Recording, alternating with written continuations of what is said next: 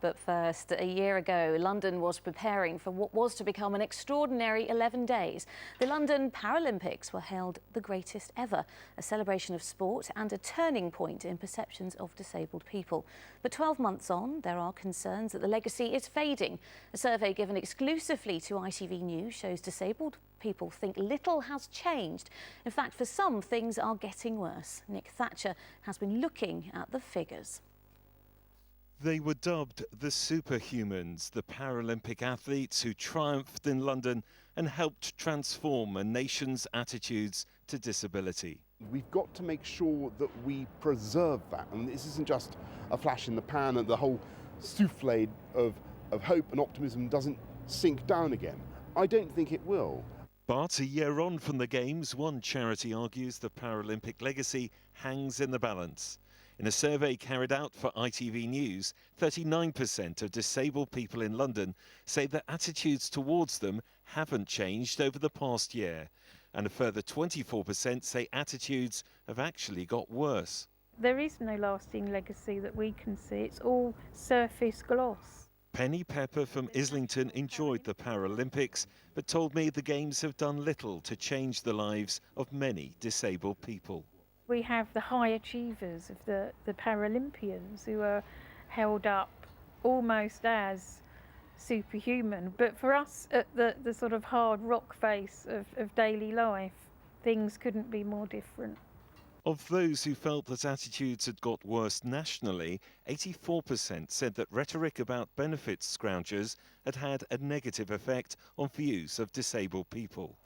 And Penny fears the closure of the Independent Living Fund and the pressure on local care budgets will mean she will lose the support of her personal assistant, whom she relies upon. If I can't get out of bed with the right support and live my life, choose when I leave my own home, I can't work. The survey also found that 24% of disabled people in London have experienced hostile or threatening behaviour or been physically attacked in the past year. People are more kind of bolshy if you just happen to be there and you're just gently asserting your right to exist and jog along with everyone else. I do think that's got worse. The disability charity Scope says the government must listen to these experiences of disabled people and be more ambitious in the way it wants to change attitudes and lives, if it's not to squander what could still be a golden Paralympic legacy. Nick Thatcher, ITV News, Islington. Well, here to talk about the findings of that survey in more detail is Daniel Maslier from Scope. Daniel, welcome. The Paralympic Games last year, such a groundbreaking moment. Scope is saying that the Paralympic promise, if you like, or pledge, just hasn't delivered. That's right. 1 year on from the Paralympics, we thought it was the right time to see what disabled people thought about the government's ambitions for how the Paralympics could change the lives of disabled people. The government talked about changing attitudes, the government talked about more people playing sport, the government talked about more people participating in the community, and what disabled people have been telling us is that that legacy very much hangs in the balance. The jury's out. Well, why do you think this is? I mean, we saw so much positivity this time last year. Why do you think this is?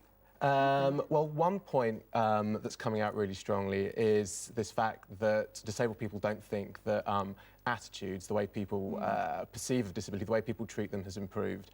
And a message is coming across really clearly. Disabled people are saying the same thing over and over again when it comes to that, which is that the way the government talks about benefits and the way the government in speech after speech seems to suggest that there is an epidemic of benefit scroungers out there, is working its way into the way the public thinks, and that is working its way out onto the street and people are being abused. Yeah, sorry, so the scrounger that you talk about. But, you know, we can't be too negative. There were some positives that came out from the Paralympics last year, surely, with the uptake. I think it's something like 25% rise in people playing wheelchair basketball, for example. So some positive did come out of it. There were some huge positives from it. I mean, the 2 weeks during the Paralympics were an absolutely incredible time. I don't think disabled people have ever been so visible, and disability has never been talked about so positively, so openly. And all of the research suggests that in the aftermath of the Games, there really was a change in perceptions of disability. But Legacy is a 10-year project, as Seb Coe himself says, and I think what we're saying here is that 1 year on, we're worried that things are going off course slightly. And it's not just attitudes. There has been a small rise in the participation in sport, a small rise in volunteering, but both of those are undermined by a squeeze in local support and also the crisis in living standards for disability, for disabled people. Daniel, we could talk a lot longer on this, but we're going to have to leave it there. Thank you so much for joining us this evening. Thank you. Thank you. Well, if performing in the